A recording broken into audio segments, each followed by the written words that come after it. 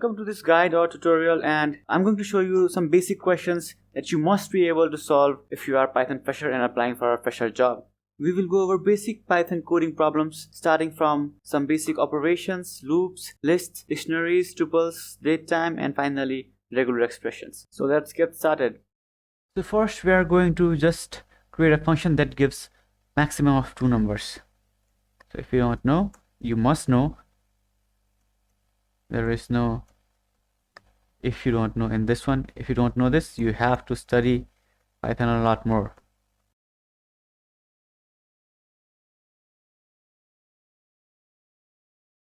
Okay, so we have our function ready. Well, let's just call this function maximum, and if we pass 10, 20, let's see what it returns. It returns 20. Okay, so this is the first one. Okay, so now we will be taking 2 numbers input from the user and then adding those things.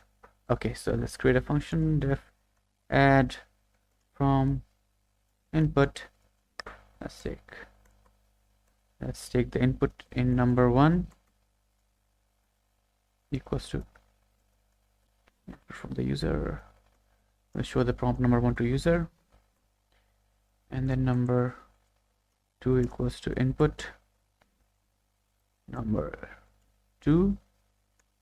So this input actually takes input from the user when we run this, and then we convert those to a floating point or integer, right? Let's say float num, so that user can actually pass floating points num2. So we have our sum here and we just return this. Okay, now let's just call add from input. So if you run this, as you can see, it is asking for number 1, it's a 65, number 2 is 23.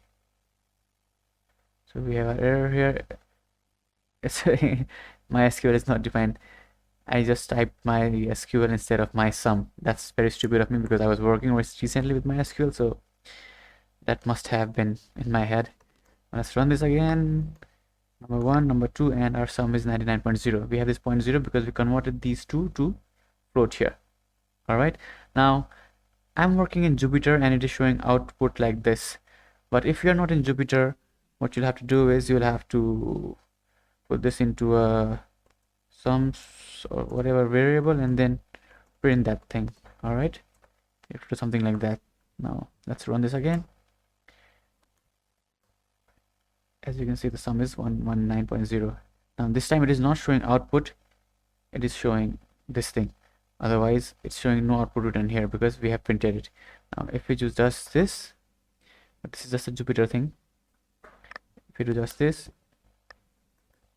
okay, I entered twice an empty string, that's why the error. As you can see, it's showing output of this function. Alright, so this was adding input from user input. Okay, so in this one we will be printing this. Now the thing is, we have white spaces here, so we will have to print both white spaces and this because the printing starts from this side, left side. So let's start. So let's create a function. Let's say print star, and we will let user pick any number of stars, so that is n, any number of rows here. So if n is 10, there will be 10 rows here. So what do we do is, it's pretty simple. We use range. If you don't know range, you should know range. All right, so for I in range, and we start from n, we go till 0, and our step size is -1. So it will start, if n is 10, it will go from 10, 9, 8, 7 all the way till 1. All right, now what do we do is, in the beginning, if n is 10, we print 10 stars, right? And then 10 n becomes 9, and we print 9 star, but in front of 9 star we have an empty space. All right, so what do? We need to print empty space first. So what we do is, we do n minus I, because if n is 10, I will be 10 in the beginning, so n minus 10 is I. So I times empty space plus I times our star. So that means for the first time there will be 0 spaces plus 10 stars. Below that 1 space, 9 star. Below that 2 space, 8 stars. So this is how it will proceed. Now we just call this function print star and we pass 10 and we run this, and here we have our things. So we can, if we want to do with 20, this will also work, and you have printed your stars starting from space here. But if we had to start from here itself, from the left side, we would not have to care about the spaces. If that was the case, we could just do this. And as you can see, we just print 10, 8, 7, 6, 20, and reduce like this. No need to print spaces. Okay, so finally we are at lists. So what we do now is we want to find the largest element in a list. All right, so let's say def largest. This will take a list or an array, and what we do is we assume that the first element is the maximum, and then we check the length of the array, and we just look through the array in range 1 to n. What do we do? If the element at ith index is greater than max, then our max equals to array I, that is all. And in the end, when we have gone through all the elements in the array, we just return max. Let's run this function now. Let's pass an array here of few numbers. Okay, so let's see what happens. The largest is 65. Okay, so now we will write a program to interchange first and last element in a list. All right, so let's create a function as we have been doing. Swap item, and let's just pass the list here. And what we do is, again, just like the last one, first find the length of my list, and then what do? We actually swap. So how do we do it? We create a temporary variable, we store the first item here, and in the first index we put the last item. As you can see, it has to be size -1, not size, because if there is 10 items, the size will be 10, but the last index will be 9. All right, because index starts from 0. Again, you should know that too. And the last element is temp, and we return back the list after swapping. So let's again call this thing, call the function, create a list, pass the list here. So first one is 67 and something in between, and the last one is 5. Okay, my last is not defined. My last, where did I, okay, this is not my last, this is my list. Let's run this again, and this time, as you can see, the first and last items are swapped. So now we have string operations. Let's start our string operation. String operation. All right, so what do we have here? So we need to reverse words of a sentence. Okay, we'll do it, no problem. So we create a method, sentence, we pass the sentence here. First, what do? We separate the words into a list. All right, see, sentence sentence dot. So what are we doing here is we are splitting all the words of a sentence into a list. Okay, so the words will have all the words of this sentence, like write, a, program, all these things will be in an array, this words array. So now what do is our sentence is simply we join. So an empty space, and then we join what? Reversed words. So we are reversing the array, because in this array words are in the actual order that the sentence was in. We then reverse that array, and then we join all those words. And then what do? We return our sentence. Okay, so let's call this function now, rev sentence, and pass a sentence here, the code city. Let's run this, and we have our output city code the, and that is the reverse of the code city, in case you didn't know. Okay, so now we need to write a program to split and join string based on a delimiter. So this delimiter is according to what we will be splitting our strings or joining our strings. For example, in this one, we could use this as a delimiter, so all those words will be separated by space. Whenever there is a space, we will separate those words, or we can use any other delimiter. So let's get started. So let's first create the splitting function, and then we'll create joining function. So what do? We split string. Actually, you don't need to create a function. There is already a method split that we have used above. So, but anyway, let's create this to make this modular, to keep this thing modular. So our list of string is, we just do string dot split, and let's say our delimiter is space itself, no problem. And then we return our list string. Okay, so we can try that, but let's first create join string 2. So in join we'll take a list of words, right? And then what will we do? Our word list will be, but this time let's say this is the delimiter, so we want to join, but in between we want to have this, not space. So that's that character dot join list underscore words, and then we return that. Okay, so first let's create a string here. My sentence is, let's just set the code city, right? And then we receive our list string as split string sentence, and then we print what we have received.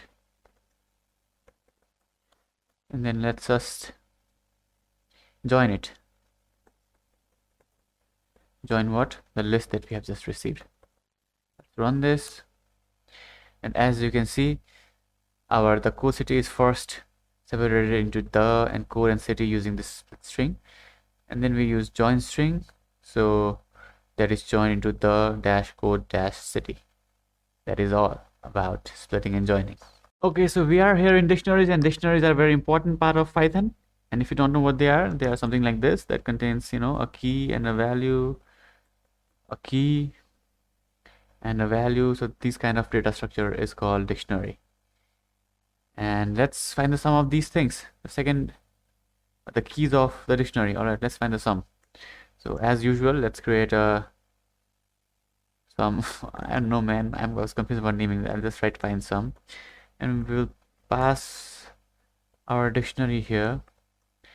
And what we do is we first create the list of all those values. All right, so it's empty here, but what we do is we loop through our dict, and this I is the key here. If we do I comma y, then I becomes key, y becomes value, but we just want key, so I is the key. What we do is we append the value of for I in our list. So what we do is we just do our dict and our key here I, and we have appended it to list. And what do? We just find the sum and return. So to find the sum, there is a sum function in Python. We just pass the list here.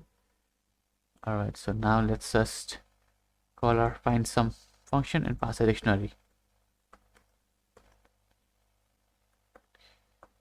So let's say A is 66. Let's say E here is 29, and let's say C is 100.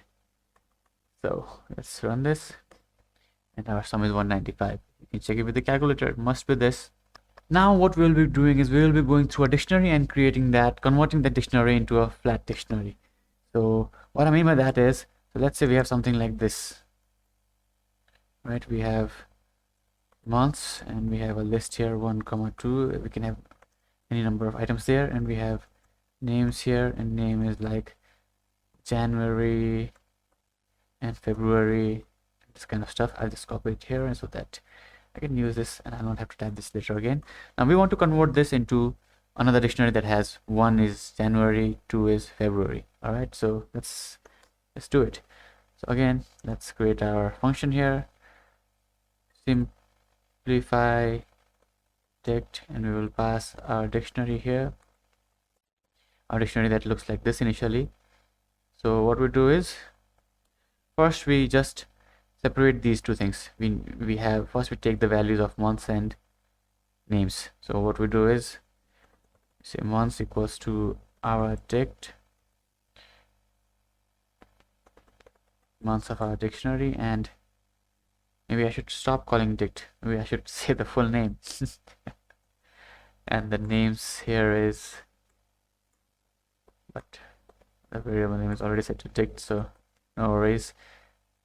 And we have our months list here and we have our names list here. So what we do is we just need to mix these two things, right? So there is a very cool function called zip, right? Zip, and then we just zip these two things, months comma names. Let's just return zip, sorry, return res. Okay, now let's run this thing.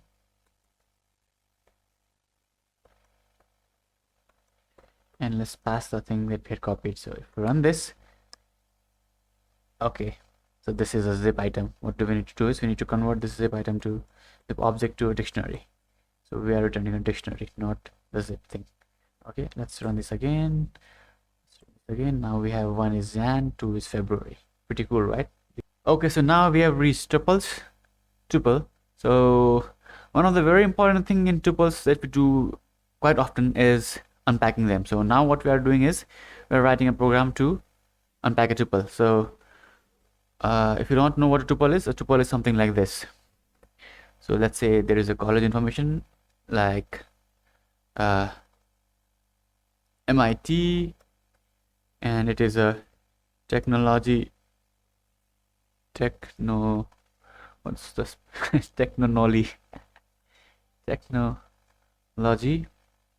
and it is in USA. So if we have something like this, unpacking is actually reading these three things or having these three things in 3 different variables. All right, so let's do this. I'll just copy this so we can use this in our example.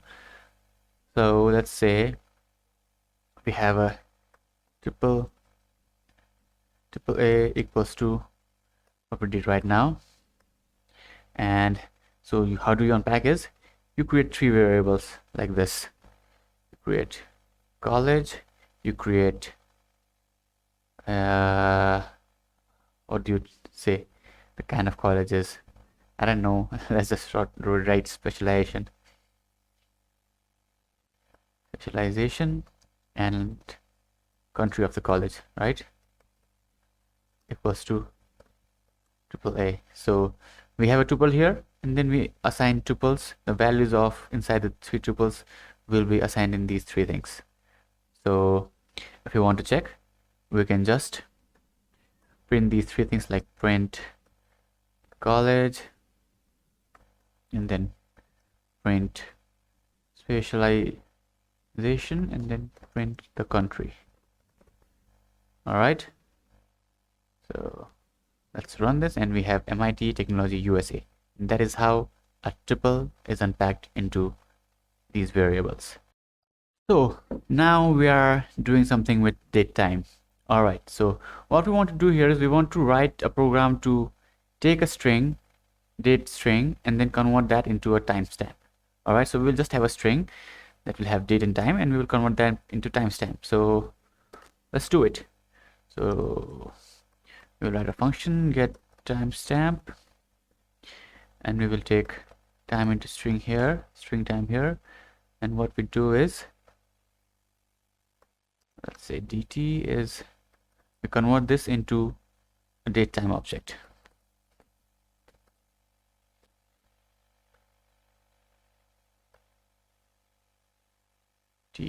time time string, and now here we pass the format of our datetime string. So let's say we will have date, and then we will have month, and then we will have year, right? You can also have HH, MM, and SS here, but for simplicity, let's just have this here. So we have, so the date we will be passing to this function will be in this format: date, month, and year. All right. And what we do is we just convert this into timestamp.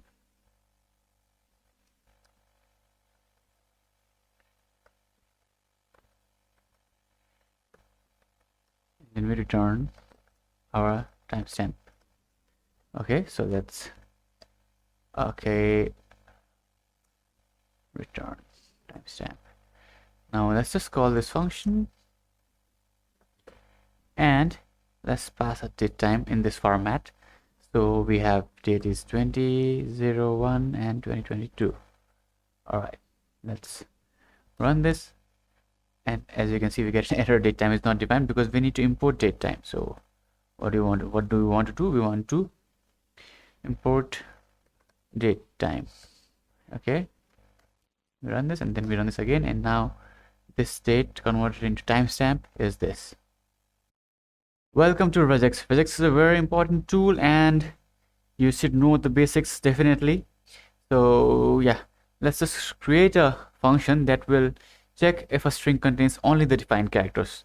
Now remember, this is a very vast field. This contains a lot of things, and I highly suggest you go over it, and it will be very helpful to you in your career. But for now, we will just create a simple expression that will check if a string contains only the character specified or not. Okay, so let's just create a check function, and we pass the string, and we pass the pattern here.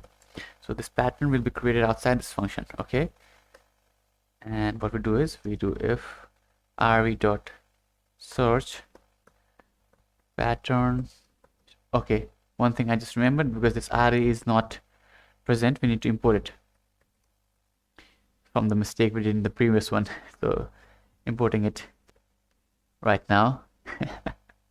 Okay, so I'm importing this, and I'm checking if the string and the pattern, the string contains the pattern or not. All right, so if it contains, we just print valid. If it doesn't, we print, what do we print? Invalid. All right. Okay, so now let's create the pattern. This is the main thing that you need to understand. Okay, so you just do regular expression dot compile, and this is where we are writing our pattern. So the thing is, I'll write and try to explain first, explain later. So this means starts from, this square brackets means the string can contain anything from these three things. Anything that are inside those square brackets can be contained in the string. Plus means one or more characters repeating. So plus means one or more character, which is to the left of the plus. So to the left of the plus, we have any one of these four. So plus means repeating. This 1, 2, 3, 4 can be repeated any number of times, and then this dollar means ends with. So our string must end with any one of these four, and it must start with any one of these four. So, and it contains one or more repetition of any of these four. All right, so that is our pattern. Now let's check. Call our check function. Let's pass something that contains, you know, our pattern also, our not pattern also. Not pattern also. Okay, so I run this, and it is invalid. Now let's create a string that contains only our specified numbers, that is 1 2 3 4. So let's say 4 4 3 2 1 1 1 2 2 3. Now if we check again, okay, so this one is missing the pattern. Let's run this again and see if this is valid. because it starts with 4, it contains only the repetitions of 1, 2, or 3, or 4, and it ends with any one of 1, 2, 3, 4. So this is valid, this is invalid. This was regular expression. Okay, so now we are finally here at our final part, that is file reading. Alright, so we want to create a function that reads a file word by word, right? It will read a word and then print it. It will read a word and then print it. Okay, so let's create the function. We just write read word, and then this function will receive the file name. So what we do is with open